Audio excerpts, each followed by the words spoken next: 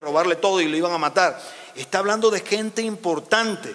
Está hablando de los que supuestamente eran los representantes de Dios, y que estos representantes de Dios fueron usados para condenarlo y matarlo. Fueron los mismos que hacían parte del Sanedrín, los mismos que eran autoridad en el templo, fueron los que mataron a Jesús. Los peores enemigos de Dios estaban dentro. No eran ateos, ni eran demonios, ni eran piratas del Caribe. Eran los que estaban en el templo. Dile al que tienes al lado: ten cuidado, no te hagas enemigo de la cruz. Ahora, Mateo 17, 22, ¿qué dice? Vaya conmigo ahí mismo al libro de Mateo, el siguiente capítulo, versículo 22, para que vea el control que Dios tenía de las cosas, el control que Jesús tenía de las cosas, cómo Él sabía todas las cosas por venir. Estando reunidos en Galilea, Jesús les dijo: el Hijo del Hombre va a ser entregado en manos de los hombres. Ya estaba anunciando. Ahora diga: pero su tiempo no había llegado. No había llegado su hora. Luego dice el versículo 23: lo matarán, pero al tercer día resucitará. Y los discípulos se entristecieron mucho. Déjeme regalarle otro ejemplo de la soberanía de Dios. Mateo 20, 17. Mateo 20, 17, ahí mismo en ese libro de Mateo dice: mientras subía Jesús rumbo a Jerusalén, tomó aparte a los 12 discípulos y les dijo, dice el versículo 18: ahora vamos rumbo a Jerusalén, y el Hijo del Hombre será entregado a los jefes de los sacerdotes y a los maestros de la ley. Ellos lo condenarán a muerte. Dice el versículo 19: y lo entregarán a los gentiles para que se burlen de él, lo azoten y lo crucifiquen, pero al tercer día resucitará. Dios es soberano. Dios en su omnisciencia tenía el control absolutamente de todo. El plan de Dios estaba a punto de cumplirse. Nunca tuvo dudas acerca de su misión, nunca tuvo dudas acerca de la misión que había venido a llevar a cabo. Por eso, en el libro de Juan, que no está allí Juan, en el libro de Juan, capítulo 1, versículo 11 y 12, dice: a lo suyo vino. ¿Qué es a lo suyo? A cumplir con el propósito salvífico. A lo suyo vino, y los suyos, ¿quiénes eran los suyos? Los peruanos, los chilenos, los uruguayos, los colombianos, el pueblo judío. A lo suyo vino, o sea, cumplir el propósito. Y los suyos no le recibieron, o sea, los judíos. Mas a todos los que le recibieron, a todos los que le recibieron, a los que creen en su nombre. ¿Cuántos aquí creen en el nombre de Jesús? Exacto.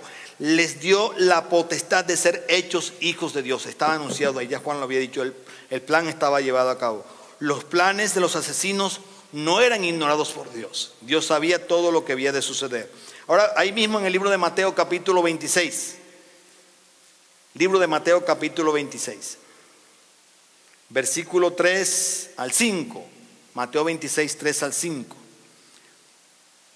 Dice: se reunieron los jefes de los sacerdotes y los ancianos del pueblo en el palacio de Caifás, el sumo sacerdote, y con artimañas buscaban cómo arrestar a Jesús para matarlo.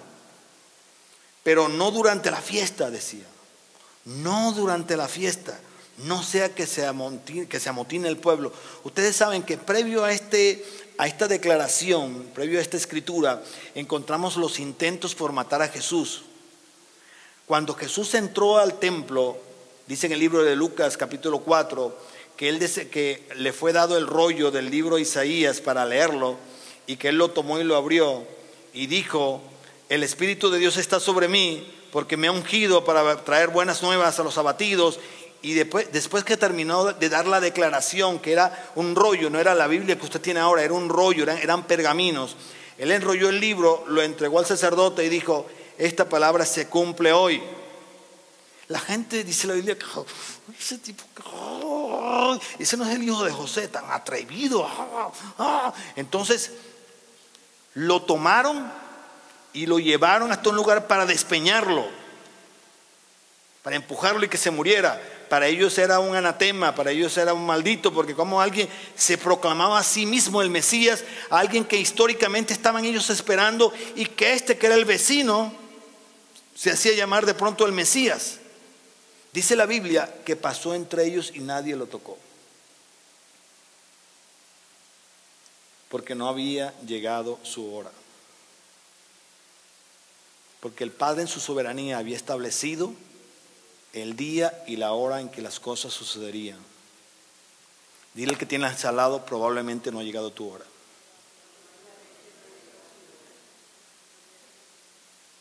No apresuremos el tiempo, probablemente no ha llegado nuestra hora.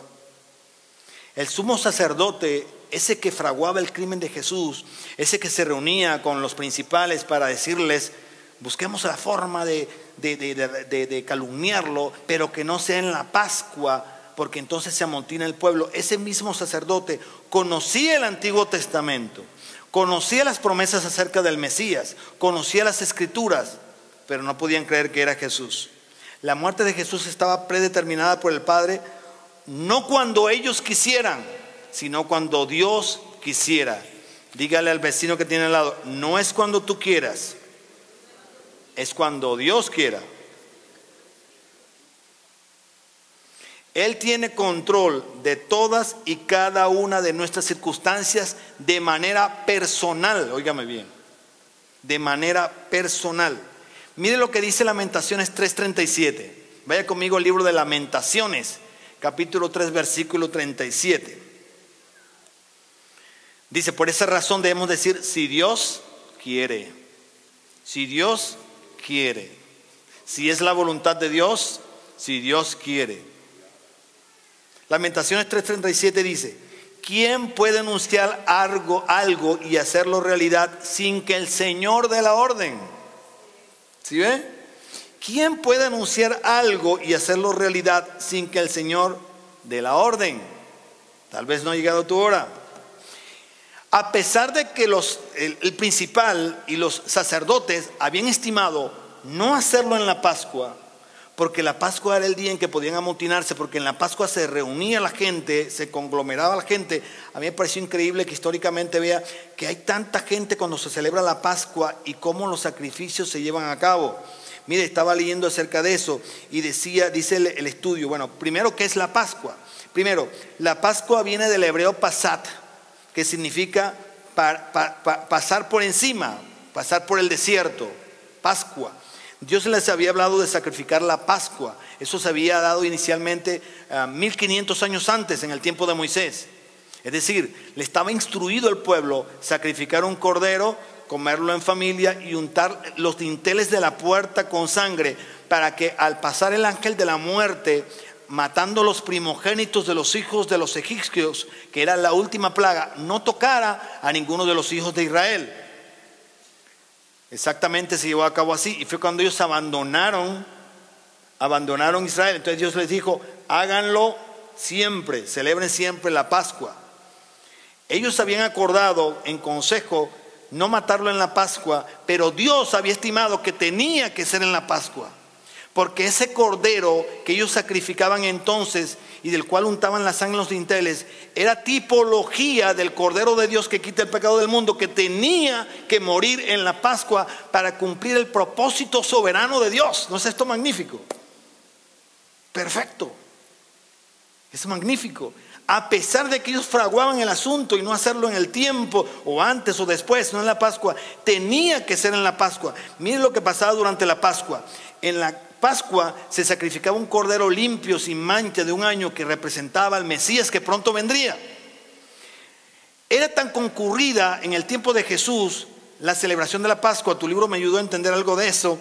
Era tan concurrida el asunto de la Pascua que podían perfectamente reunirse 250,000 corderos al mismo tiempo para ser sacrificados. 250,000 corderos. Se requería de 600 sacerdotes y que sacrificaran 4 corderos por minuto. Eso lo dicen los historiadores. Yo en matemáticas no soy muy bueno. Los historiadores dicen, los contadores y administradores hagan su cuenta. Dicen los historiadores que se necesitaba que se sacrificaran 4 corderos por minuto. Y toda esa sangre iba corriendo a Cedrón. Iba corriendo a Cedrón, así es. Iba corriendo un río a un estanque de Cedrón. Y era un río de sangre, tanto que el río se teñía de rojo brillante de la cantidad de sangre que se derramaba como sacrificio, como expiación por los pecados. ¿Qué propósito tenía la Pascua?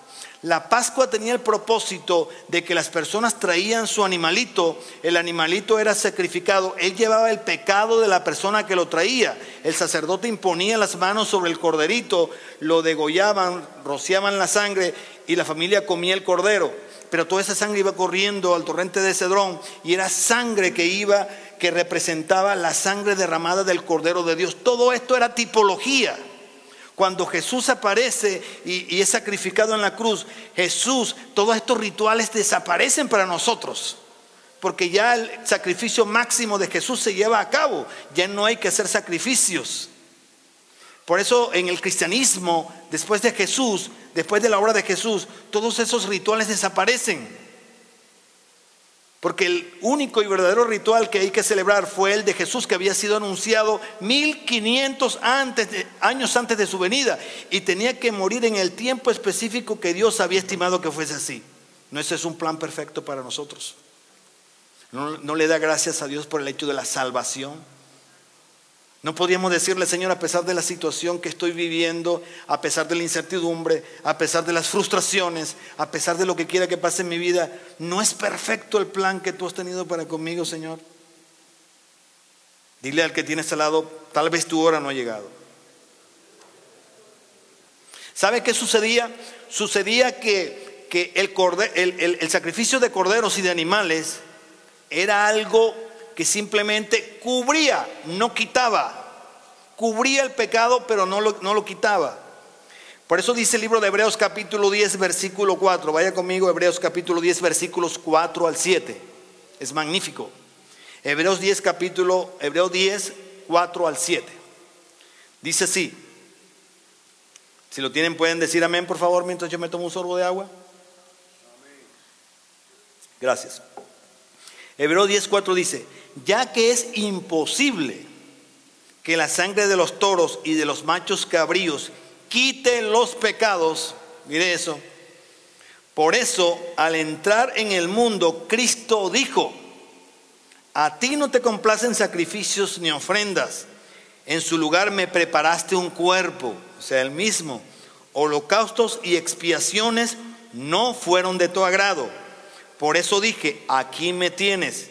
Como está escrito en mi libro, como está escrito de mí en el libro, he venido, oh Dios, a hacer tu voluntad.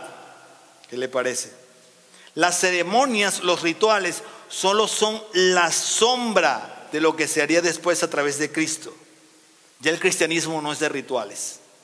El cristianismo es de celebración por lo que ya Cristo hizo en la cruz. Denle un aplauso al Señor, por favor.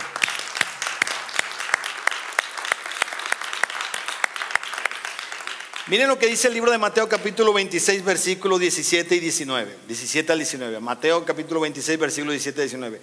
El primer día de la fiesta de los panes sin levadura, se acercaron los discípulos a Jesús y le preguntaron: ¿dónde quieres que hagamos los preparativos para que comas la Pascua? Versículo 18. Él les respondió que fueran a la ciudad, a la casa de cierto hombre, y le dijeran: el maestro dice, mi tiempo está cerca. Voy a celebrar la Pascua en tu casa con mis discípulos. Versículo 19. Los discípulos hicieron entonces como Jesús les había mandado y prepararon la Pascua. Mire, esto lo dice el Evangelio de Mateo, pero creo que en el de Lucas, usted puede buscarlo en su casa porque no lo tengo aquí ni estaba preparado en la enseñanza. Dice específicamente que buscaran a un hombre que llevara un balde de agua y que le dijeran: el maestro dice que en qué lugar vamos a preparar la Pascua.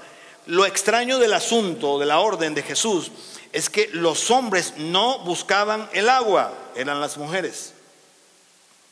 Entonces ellos tenían que buscar a alguien, a un hombre que hiciera algo que no era lo habitual, que era buscar el agua.